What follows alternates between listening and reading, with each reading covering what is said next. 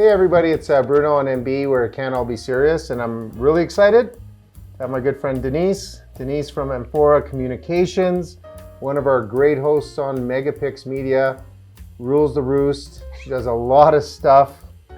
And yeah, you know what? Our caption over here, the reason why people are tuning in, other than just seeing you, is 3 things. I'm going to leave it up to you, but the book writing stuff, you're the guru S, is that a word? Maybe just straight guru. Yeah, guru works, yeah. Yeah, I kill words. In terms of 3 questions you need to ask yourself before you start writing a book. So let's start off with that. Great, thanks Bruno. So a book is obviously a big undertaking, and so there's really a process to getting it right and to making sure that you don't end up getting in trouble at some point. And so you want to ask yourself 3 questions before you start. And so those questions are, what impact do I want to have with this book? And the second question is, why, what topic do I want to write about, of course, and why is this? So the number one is? The number one. You make it sound so simple, but we're trying to get the ideas. Number one is what impact? Yeah, what impact, and as far as your topic goes, why is this topic relevant? Mm-hmm. And thirdly... Well, before we go to the third, let's focus in on the second one. Okay. Is your title? No, the first one is your topic, and your second one is? What impact do you want to have? What impact, okay. Yeah. So, before we get to the third one, why don't you tell people why they should call you to help them write a book? Oh, well, thanks, Bruno. The reason people should call me is I've been doing this for a long time. I've created a process that takes people step by step through writing a book so that you don't end up in writing yourself into a dead end and not being able to get out, and which happens a lot. There's a lot of books out there that people either think about and don't get started with, or they start and then get to a point and get frustrated and can't go any further, and the manuscript ends up in the drawer collecting dust. And so I've created a process that takes wannabe authors through everything that you need to do to make sure you get from idea to the end. So you've been helping publish several books. Right. Topics doesn't really matter? No, I can work with authors, whether it's fiction, non-fiction. Which most business books are fiction. Yeah, right. Hero legends in their own exactly. mind. Yeah, and mostly what I work on is business books. And but the process really is the same, whether it's fiction or non-fiction. You have to have that foundation in place. Yeah. So the business books, they're almost the same in terms of process, but the person dies sometimes in the middle, not at the end. Yeah, exactly, exactly. But you, like you were mentioning this process that you have at Amphora, right? Communications. What else do you do with Amphora?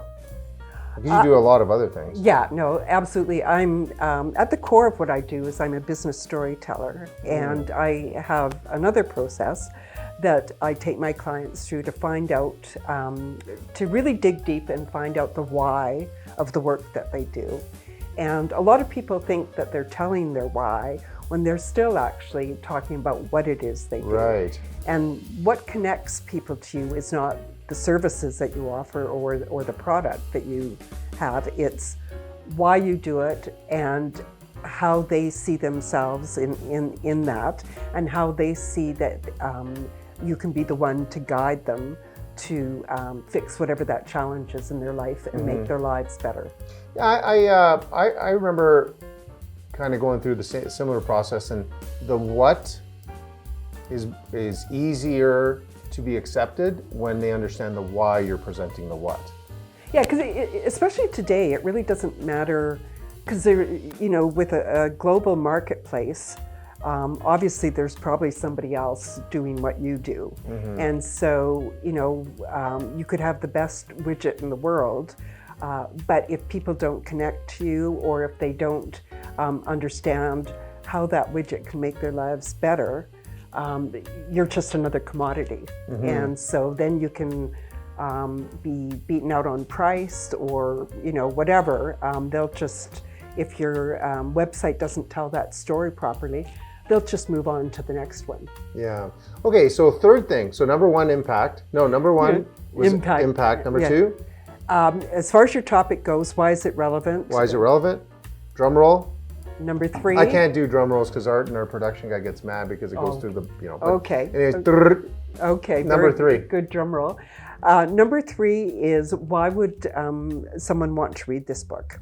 And so you need to really work through that before you actually begin the rest of the work. Well, it's interesting you should say that, because people think that, and correct me if I'm wrong, you're the expert. I would think that who would read it, it doesn't have to be millions and billions. It doesn't have to be a New York Times bestseller. Right. It could just be your audience is 500 people that need your manual or something like, or not manual, but your book. Yeah, your business book. And really, does it really matter that you sell 1 million or don't sell 1 million? No, as far as a business book goes, I don't think so. A business book is really a marketing tool, and it's a way to establish yourself as an expert, to give yourself instant credibility. It's a great conversation starter at cocktail parties and dinner. And people look at you differently when you've written a book. So not that many people may actually read your book, but the fact that you've written a book sets you apart from the rest of the crowd, because not that many people actually do it. So you've inspired me to think about writing a book with a cover and the back cover. Nobody's going to read it anyway, so I'm just going to give it to them, and I'm going to be totally impressive at dinner parties. Right. No, So you still have to obviously write a good book, but it's more what the book does for you, rather than the actual book itself. Really, it's a fabulous marketing tool. And for people who want to have more speaking engagements, having a book just opens far more doors for that. Yeah. And well, you know what? We're going to be coming back to build on this, right? Okay. So the next time you guys tune in, and by the way, I'm kind of honored because you have the women entrepreneurs on your show.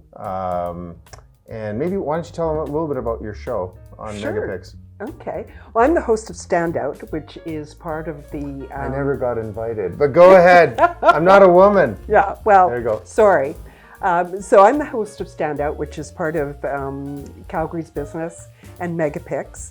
And the focus of Standout is on women entrepreneurs and leaders, and sharing the story of their business, what they do, why they do it, advice they have for other women and other business owners, not necessarily just women, some of the challenges they faced, and other great advice and wisdom they've got for business owners. That's awesome. Tune in, and I was just joking about being on your show, but maybe if I'm well, maybe soon. Maybe soon. But I beat Denise to it. I invited you to our show because I'm quite interested in the writing of the books, and so many business people are asking me, hey, how do you, I'm thinking about writing a book, and I thought it was timely for us. So we're going to come back the next time and talk about the top thing to do before you start writing the book. So these are things you're thinking about today, and then tomorrow is like, what is the number one thing you got to do? Yeah, there's one thing you absolutely have to do before you write one word. Don't tell them, they're coming back. Okay. Yeah, we'll see you guys next time. Thanks, Denise. Thank you. Hey everybody, I hope you enjoyed this episode. Remember, if you want someone to be our next guest, simple. Click below in the description and we'll get in touch with them. Thank you for watching, and please subscribe, and you'll never, ever miss another episode.